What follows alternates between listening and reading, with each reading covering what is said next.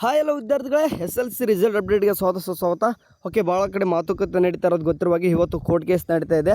SSLC ರಿಸಲ್ಟ್ಗೆ ಸಂಬಂಧಪಟ್ಟಾಗೆ ಅದರಲ್ಲೂ ಕೂಡ grace marks ಬಗ್ಗೆ ಮಾತಾಡ್ತಾ ಇದ್ದಾರೆ. ಸೊ ಈ ಹಿಂದೆ ಏನೆಲ್ಲ ಆಗಿತ್ತು ಎಲ್ಲನೂ ಕೂಡ ತಿಳ್ತೋಗೋಣ. ಸೊ ತರಾತುರಲ್ಲಿ ತೆಗೆದುಕೊಂಡಂಥ ಗೌರ್ಮೆಂಟ್ ಈ ಒಂದು ನಿರ್ಧಾರಕ್ಕೆ ಬಹಳಷ್ಟು ಹುಡುಗರು ಕೂಡ ಪರಿತಪಿಸ್ತಾ ಇದ್ದಾರೆ, ಪೇರೆಂಟ್ಸ್ ಕೂಡ ಬೈತಾ ಇದ್ದಾರೆ, ಎಲ್ಲರೂ ಕೂಡ ಕೆಟ್ಟ ಹೆಸರು ಬರ್ತಾ ಇದೆ ಸದ್ಯಕ್ಕೆ. ಸೊ ಇವತ್ತು ಸಾಲ್ವ್ ಆಗುತ್ತೆ. SLC ಮೌಲ್ಯಮಾಪನ ನಿಯಮಗಳ ಆದೇಶದ ವಿರುದ್ಧ ಕರ್ನಾಟಕ ಹೈಕೋರ್ಟ್ ಅರ್ಜಿ ಸಲ್ಲಿಸಿದೆ.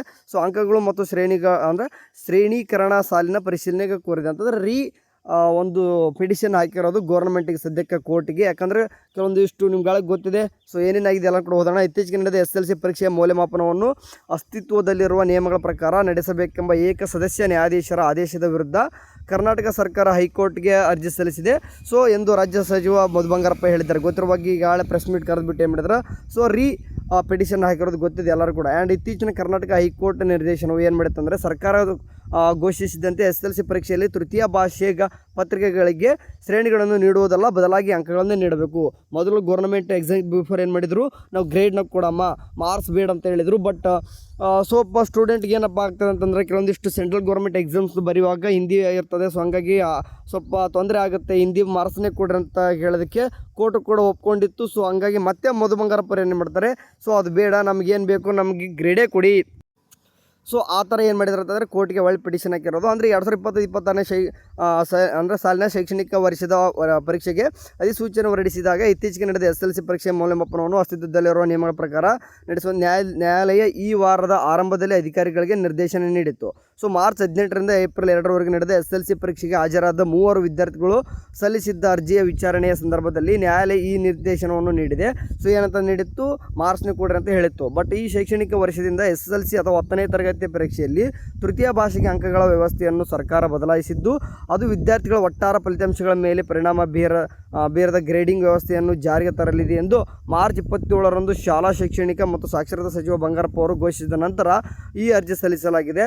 ಸೊ ಆದಾಗ್ಯೂ ಈ ಘೋಷಣೆಯನ್ನು 3ನೇ ಭಾಷಾ ಪರೀಕ್ಷೆಗೆ ಮೊದಲ ಮಾಡಲಾಗಿತ್ತು. ಅಂದರೆ ನೋಡಿ, ಕೆಲವು ವಿದ್ಯಾರ್ಥಿಗಳ ಅರ್ಜಿಯನ್ನು ಆಲಿಸಿದ ನ್ಯಾಯಾಲಯ, ಅಂದರೆ ಕೆಲವೊಂದು ಸ್ಟೂಡೆಂಟ್ ಏನು ಒಳ್ಳೆ ಪಿಟಿಷನ್ ಹಾಕ್ತಾರೆ ಅದನ್ನೆಲ್ಲ ಕೂಡ ನೋಡಿದಂತಹ ಈ ಕೋರ್ಟು 2025-26ರ ಅಧಿಸೂಚನೆ ಪ್ರಕಾರ ಪರೀಕ್ಷೆಗಳನ್ನು ನಡೆಸುವಂತೆ ಕೇಳಿದೆ. ಸೊ ಏನು ಮಾಡ್ತಾರೆ, ಅಡ್ವೊಕೇಟ್ ಜನರಲ್ ಇದರ ಬಗ್ಗೆ ಪರಿಶೀಲನೆ ಅರ್ಜಿಯನ್ನು ಸಲ್ಲಿಸಿದ್ದಾರೆ. ಸೊ ಅದು ಪರಿಶೀಲನಾ ಅರ್ಜಿಯೊಂದಿಗೆ ನಾವು ಪ್ರಕರಣ ವಿರುದ್ಧ ಹೋರಾಡುತ್ತೇವೆ ಎಂದು AG ಹೇಳಿದರು ಎಂದು ಬಂಗಾರಪ್ಪ ಹೇಳ್ತಾರೆ. ಅಂದರೆ ಶನಿವಾರ ಇಲ್ಲಿ ಸುದ್ದಿಗಾರರೊಂದಿಗೆ ಮಾತನಾಡಿದ ಅವರು ಏನು ಹೇಳ್ತಾರೆ ಅಂದರೆ, ಈ ರೀತಿಯ ಅರ್ಜಿಯೊಂದಿಗೆ ಸಾರ್ವಜನಿಕ ಹಿತಾಸಕ್ತಿ ಅರ್ಜಿ ಸಲ್ಲಿಸಿದಾಗ ನ್ಯಾಯಾಲಯವು ಅರ್ಜಿದಾರರಿಗೆ ದಂಡ ವಿಧಿಸಿತ್ತು. ಸೊ ಅಂದರೆ ಏನು ನೋಡಿ, ಫಾರ್ ಎಕ್ಸಾಂಪಲ್ ಏನು ಮಾಡ್ತಾರೆ ಅಂತಂದರೆ ನೋಡಿ, ಇಲ್ಲಿ ಸಾರ್ವಜನಿಕ ಹಿತಾಸಕ್ತಿ ಅರ್ಜಿ ಸಲ್ಲಿಸಿದಾಗ ನ್ಯಾಯಾಲಯವು ಅರ್ಜಿದಾರರ ದಂಡ ವಿಧಿಸಿತ್ತು. ಅಂದರೆ ಇದೇ ತಕ್ಕನಿಗೆ ಸೇಮ್ ಕೆಲವೊಂದಿಷ್ಟು ಅಪ್ಲೈ ಮಾಡಿದ ಅವ್ರಿಗೆ ದಂಡ ಹಾಕ್ತಾರೆ. ಬಟ್ ಸ್ಟೂಡೆಂಟ್ ಹಾಕಿದಾಗ ಸ್ಟೂಡೆಂಟ್ ಪರವಾಗಿ ಕೋರ್ಟ್ ಕೊಡ್ತದೆ. ಅಂದರೆ ಸ್ಟೂಡೆಂಟ್ ಹಾಕಿದ್ದು ಮತ್ತು ಕೆಲವೊಂದಿಷ್ಟು ಸಾರ್ವಜನಿಕ ಹಿತಾಸಕ್ತಿ ಮೇರೆಗೆ ಅವರು ಕೂಡ ಹಾಕಿದ್ದು ಕೂಡ ಏನಂತಂದರೆ ಎಲ್ಲ ಸೇಮೇ, ಬಟ್ ಅವ್ರಿಗೆ ದಂಡ ಹಾಕ್ತಾರೆ, ಇವ್ರಿಗೆ ಹಾಕೋದಿಲ್ಲ. ಅಂದರೆ ಅರ್ಜಿ ಸಲ್ಲಿಸಿದ ಕೆಲವು ಹಿಂದಿ ಶಿಕ್ಷಕರು ನಂತರ ಅದನ್ನು ತೆಗೆದುಕೊಂಡರು. ಸೊ ಅಂದರೆ ಕೆಲವೊಂದಿಷ್ಟು ಹಿಂದಿ ಟೀಚರ್ಸ್ ಸ್ಟೂಡೆಂಟ್ ಕೂಡ ಆಗ್ತಾರೆ. ಅಂದರೆ ಏನಾಗುತ್ತೆ ಎಂದು ನೋಡೋಣ. ನಾನು ಈ ಬಗ್ಗೆ ಮುಖ್ಯಮಂತ್ರಿ ಅವರನ್ನು ಸಹ ನವೀಕರಿಸ್ತೇನೆ. ಬಹುಶಃ ಪ್ರಕರಣ ಮಂಗಳವಾರ ವಿಚಾರಣೆ ಬರಬಹುದು, ಏನಾಗುತ್ತೆ ಎಂದು ನೋಡೋಣ ಎಂದು ಅವ್ರು ಹೇಳ್ತಾರೆ. ಅಂದರೆ ಇವತ್ತು ಮಂಗಳವಾರ ಏನಿದೆ, ಇವತ್ತು ಕೋರ್ಟಲ್ಲಿ ಎಲ್ಲನೂ ಕೂಡ ಫೈನಲ್ ಆಗ್ತದೆ. ವಿದ್ಯಾರ್ಥಿಗಳು ಚಿಂತಿಸುವ ಅಗತ್ಯವಿಲ್ಲ ಎಂದು ಹೇಳಿದರು. ಅವರು ಸರಿಯಾದ ನಿರ್ಧಾರ ತೆಗೆದುಕೊಳ್ಳಲಾಗುವುದು ಮತ್ತು ವಿಷಯಗಳನ್ನು ನೋಡಿಕೊಳ್ಳಲಾಗುವುದು ಎಂದು ಹೇಳಿದರು. ಅಂದರೆ ನಾನು ಏನು ಮಾಡಬೇಕೆಂದು ಮುಖ್ಯಮಂತ್ರಿ ಅವರೊಂದಿಗೆ ಚರ್ಚಿಸುತ್ತೇನೆ ಮತ್ತು ನಾನು ಅದನ್ನು ಬೇಗ ನಿರ್ಧಾರ ತೆಗೆದುಕೊಳ್ಳುತ್ತೇವೆ. ಫಲಿತಾಂಶಗಳಲ್ಲಿ ವಿಳಂಬವಾಗುವುದಿಲ್ಲ. ನ್ಯಾಯಾಲಯ ಏನು ಹೇಳುತ್ತದೋ ಎಂಬುದನ್ನು ಗಮನದಲ್ಲಿಟ್ಟುಕೊಂಡು ನಾವು ಸೂಕ್ತವಾಗಿ ನಿರ್ಧಾರಗಳನ್ನು ತೆಗೆದುಕೊಳ್ತೇವೆ ಎಂದು ಅವರು ಹೇಳ್ತಾರೆ. ಸೊ ಅಂದರೆ ಇವತ್ತು ಮಂಗಳವಾರ ಏನಿದೆ, ಇವತ್ತು ಫೈನಲ್ ಡಿಸಿಷನ್ ಬರ್ತದೆ. SLC ಫಲಿತಾಂಶಗಳನ್ನು ಏಪ್ರಿಲ್ 24ರಂದು ಪ್ರಕಟಿಸಲು ತಾತ್ಕಾಲಿಕವಾಗಿ ನಿಗದಿಪಡಿಸಲಾಗಿದೆ ಎಂದು ಬಂಗಾರಪ್ಪ ಗಮನ ಸೆಳೆದಾಗ 1 ಅಥವಾ 2 ದಿನ ವ್ಯತ್ಯಾಸವಿರಬಹುದು, ಆದರೆ ಯಾವುದೇ ದೀರ್ಘ ವಿಳಂಬ ಅಥವಾ ಸ್ಥಗಿತ ಇರುವುದಿಲ್ಲ ಎಂದು ಹೇಳ್ತಾರೆ. ಸೊ 24ಕ್ಕೆ ರಿಸಲ್ಟ್ ಬರ್ತಂತ ಎಲ್ಲರೂ ಕೂಡ ಕೇಳ್ತಿದ್ರು, ಅದ್ರ ಬಗ್ಗೆ ಕೂಡ ಹೇಳ್ತಾರೆ. ಸೊ 1 ದಿನ 2 ದಿನ ಆಜುಬಾಜು ಆಗ್ತಾ ಹೊರತು ಕೂಡ ದೊಡ್ಡ ಡಿಫ್ರೆನ್ಸ್ ಏನಾಗೋದಿಲ್ಲ. ಅಂದರೆ ವ್ಯತ್ಯಾಸ ಏನು ಅಷ್ಟೊಂದು ಏನಾಗಲ್ಲ ನಿಮಗೆ. ಅಂದರೆ ಮಾರ್ಚ್ 27ರಂದು ಘೋಷಣೆ ಮಾಡುವಾಗ ಸಚಿವರು ಇಲ್ಲಿವರೆಗೆ ಮಾಧ್ಯಮಿಕ ಶಾಲಾ ರಜೆ ಪ್ರಮಾಣ ಪತ್ರ ಪರೀಕ್ಷೆಗಳನ್ನು 3ನೇ ಭಾಷೆಯ 100 ಅಂಕಗಳನ್ನು ಒಳಗೊಂಡಂತೆ ಒಟ್ಟು 625 ಹೊಂದಿದ್ದವು.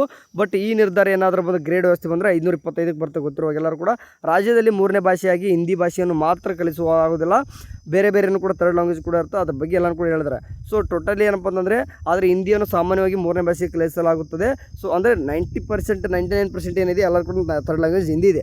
ಸೊ ಅದು ಗೊತ್ತಿರಬೇಕಷ್ಟೇ ಎಲ್ಲರೂ ಸ್ಟೂಡೆಂಟ್. ಅಂದರೆ ಹೆಚ್ಚಿನ ವಿದ್ಯಾರ್ಥಿಗಳು ಈ ವಿಷಯದಲ್ಲಿ ಅನುವರ್ತನೆ ಆಗ್ತಾರೆ. ಅಂದರೆ ಥರ್ಡ್ ಲ್ಯಾಂಗ್ವೇಜಲ್ಲಿ ಭಾಳ ಸ್ಟೂಡೆಂಟ್ ಫೇಲ್ ಆಗ್ತಾರೆ. ಸೊ ಫೇಲ್ ಆದರೆ ಮುಂದೆ ಫ್ಯೂಚರೇ ಇರೋದಿಲ್ಲ. ಕನ್ನಡ ಮಕ್ಕಳಿಗೆ ಹಿಂದಿ ಓದಲು ಮತ್ತು ಬರೆಯಲು ಕಷ್ಟವಾಗ್ತದೆ ಎಂಬ ದೂರುಗಳ ನಡುವೆ ಈ ಹೊರೆಯನ್ನು ಕಡಿಮೆ ಮಾಡುವ ಗುರಿಯನ್ನು ಈ ನಿರ್ಧಾರ ಹೊಂದಿದೆ ಎಂದು ಹೇಳ್ತಾರೆ. ಶೀರ್ಷಿಕೆಯನ್ನು ಹೊರತುಪಡಿಸಿ ಅಂದರೆ ಇಲ್ಲಿ ಏನು ಹೇಳ್ತಾರೆ ಅಂತಂದರೆ, ಟ್ವಿಟ್ಟರ್ ನಿಮಗೆ ನೋಡಿ, ಅಂದರೆ ಈ ಥರ್ಡ್ ಲ್ಯಾಂಗ್ವೇಜ್ ನಿಮ್ಗೆ ಹಿಂದಿ ಇದೆ, ಫಾರ್ ಎಕ್ಸಾಂಪಲ್ ಇಂಡಿಯಾ ಅಂತ 99% ಇರ್ತದೆ ಎಲ್ಲರೂ ಕೂಡ. ಅದಕ್ಕೆ ನೋಡಿ ಫೇಲ್ ಆಗಿದ್ರಪ್ಪ ಅಂದರೆ ನೀವೇನಾದರೂ 20 ತೊಗೊಳೋದು 15 ತೊಗೊಳೋದು ಫೇಲ್ ಆದರೆ ಸಪ್ಲಿಮೆಂಟ್ರಿ ಫೇಲ್ ಆದಿ ಮತ್ತು 1 ವರ್ಷ ಬಿಟ್ಟು ಫೇಲ್ ಆದಿ, ಬರೀ ಹಿಂದಿ ಫೇಲ್ ಆತಂದರೆ ಫ್ಯೂಚರ್ ಇರೋದಿಲ್ಲೇನೋ. ಸೊ ಅವ್ರ ಫ್ಯೂಚರ್ ಇರಬೇಕು ಹಿಂದಿ. ಅದಕ್ಕೆ ಏನು ಮಾಡಮ್ಮ, ಗ್ರೇಡ್ ಕೊಡಮ್ಮ, ಮಾರ್ಕ್ಸ್ ಬಿಡ ಗ್ರೇಡ್ ಕೊಡೋಣ. ಸಂಪೂರ್ಣವಾಗಿ ನನ್ನೇನು ತೆಗೆದಾಕಿಲ್ಲ, ಗ್ರೇಡ್ ವ್ಯವಸ್ಥೆ ಅಂತ ಇದ್ದೇ ಇರ್ತದೆ. ಸೊ ಹಂಗಾಗಿ ಯಾವುದೇ ರೀತಿ ಸ್ಟೂಡೆಂಟಿಗೆ ತೊಂದರೆ ಆಗೋದು ಬೇಡ, ಮುಂದೆ ಅವ್ರ ಫ್ಯೂಚರ್ ಕೂಡ ಮುಂದೆ ಇರಲಿ ಅನ್ನೋಕ್ಕೋಸ್ಕರ ಏನು ಮಾಡ್ತಾರೆ ಅಂತಂದರೆ ಟೋಟಲಿ ಹಿಂದಿ ಗ್ರೇಡ್ನ ಕೊಟ್ಬಿಟ್ಟು ಮಾರ್ಕ್ಸ್ ಕೊಡೋಣ ಅಂತಂದು ವಾಪಸ್ ಅಂದರೆ ಈಗ ಸಬ್ಮಿಟ್ ಅಂದರೆ ಪಿಟಿಷನ್ ಕೊಟ್ಟಿರೋದು ಇವತ್ತು ಕೋರ್ಟ್ ಏನಂತದ ನೋಡಿಕೊಂಡು ವಾಪಸ್ ರಿಸಲ್ಟ್ ತಕ್ಕನಾಗಿ ಅವತ್ತು ಡೇಟ್ ಕೊಡ್ತಾರೆ. ಅದು ಏನೇ ಆಗುತ್ತೋ ಅದೆಲ್ಲನೂ ಕೂಡ ನಾನೆಲ್ಲ ಮಾಡ್ತೀನಿ ಯೂಟ್ಯೂಬಲ್ಲಿಗೆ ಅಥವಾ ವಾಟ್ಸಪ್ ಚಾನಲ್ಗೆ ಹೇಳ್ತಾ ಇರ್ತೀನಿ ಅಂತ. ಚಾನಲ್ಗೆ ಸಬ್ಸ್ಕ್ರೈಬ್ ಆಗಿರಿ ಆಯಿತಾ. ಚಾನಲ್ ಸಬ್ಸ್ಕ್ರೈಬ್ ಆಗೋದು ಮೇನ್ ಇಂಪಾರ್ಟೆಂಟ್, ನೀವು ಆಗಿದ್ರೆ ಮಾತ್ರ. ಯಾಕಂದರೆ ಮುಂದೆ ಎಲ್ಲನೂ ಕೂಡ ನೋಟಿಫಿಕೇಷನ್ ಆಯಿತು ವೀಡಿಯೋಸ್ ಎಲ್ಲನೂ ಕೂಡ ಬರ್ತಿರ್ತದೆ. Okay, thank you, bye.